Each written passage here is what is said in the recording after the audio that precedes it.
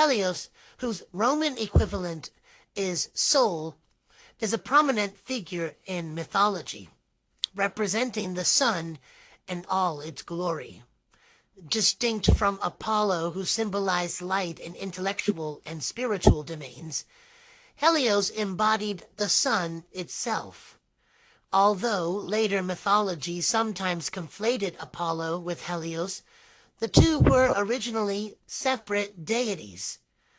The earliest Greek understanding of Helios was quite impersonal. He was seen as a bright being or a symbol that emerged from the distant waters of Oceanus, moving in majesty through the heavens, only to pass into the western sky, leaving behind the night, but inevitably rising again to ensure the day. In time, Helios evolved into a personal god. Poets described him sailing in a golden boat, a gift from Hephaestus, circumnavigating half of the earth to make his daily journey across the sky. The god's influence expanded, and personal myths began to surround him. He had palaces in the east and the west, fitting residences for such a grand god, and herds sacred to him grazed in the islands of the blessed. Helios' presence is woven into other Greek myths as well. When Demeter lost her daughter Persephone to Hades, some legends hold that only Helios witnessed the mother's grief.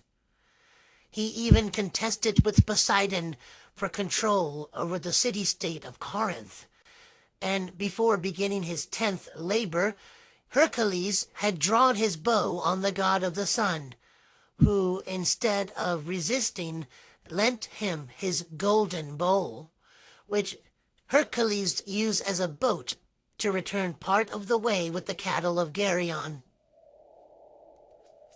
Additionally, some myths say that Aphrodite cursed Helios to fall in love with the mortal woman Leucothea. This was in retaliation for Helios revealing to Hephaestus that Aphrodite and Ares had been unfaithful. In some accounts, Helios saw them together in bed when the lovers had overslept, leading to Aphrodite's anger towards the sun god. In the hands of the masterful Ovid unfolds a tragic tale of desire and hubris, where Phaethon, the son of Helios, finds his yearning for glory overpowering. Driven by a need to prove himself, the young and impulsive boy pleads with his father to grant him a single wish: to ride the golden chariot of the sun, a task reserved only for the god himself. Helios, torn between love and wisdom, finally relents to his son's incessant begging, though not without grave reservations. As Phaethon mounts the resplendent chariot, his eyes ablaze with a mixture of fear and excitement, Helios offers a final warning, imploring his son to follow his guidance. But the chariot, wild and untamed, proves too much for the inexperienced boy. Despite his best efforts, Phaethon loses control, and the chariot soars erratically across the sky. The world watches in horror as the heavens are thrown into chaos, the sun scorching the earth and freezing it in turns. In a desperate bid to save the world from catastrophe, Zeus intervenes, striking Phaethon down with a thunderbolt. The boy falls from the sky, his dreams of glory shattered, his life extinguished. His body plummets to the earth, a somber reminder of the perilous gap between mortal ambition and divine power. The grief-stricken Helios can only watch his heart heavy with the weight of a lesson cruelly learned. Helios is associated with several symbols, including the number 7, and he is often depicted with 7 or sometimes 12 rays on his crown, and the animals sacred to him are the cock, oxen, and horses' heads, and he is often associated or depicted with ripened fruit or the cornucopia. He has also been represented in various ways, such as a youth with a crown of rays seated on a chariot guiding his horses, and of course not to mention the famous Colossus of Rhodes, a colossal statue standing 100 feet in height, one of the now lost 7 wonders of the ancient world.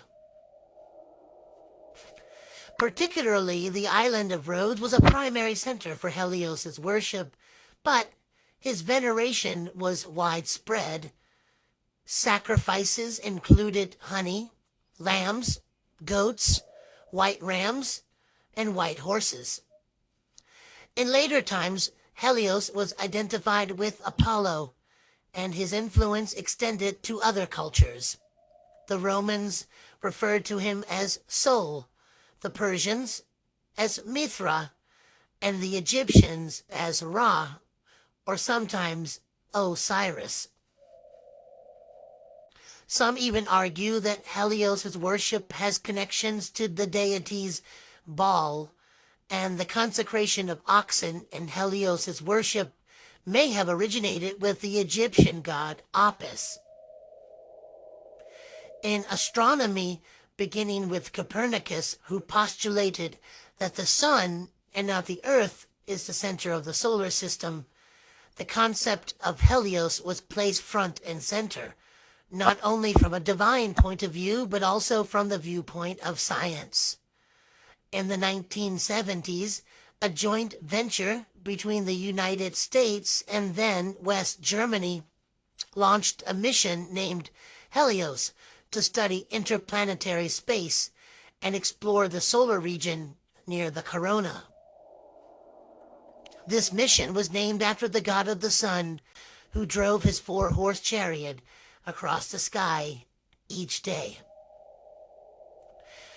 The mythology of Helios is an intricate blend of symbolic representation, cultural influence, and divine attributes. From his earliest personal depiction to his transformation into a personal deity, his significant control over celestial phenomena, Helios' myth embodies a rich tapestry that reflects a human connection to the sun. His legacy has transcended Greek mythology to become part of world culture, whether through his association with other deities or his depictions in art and literature.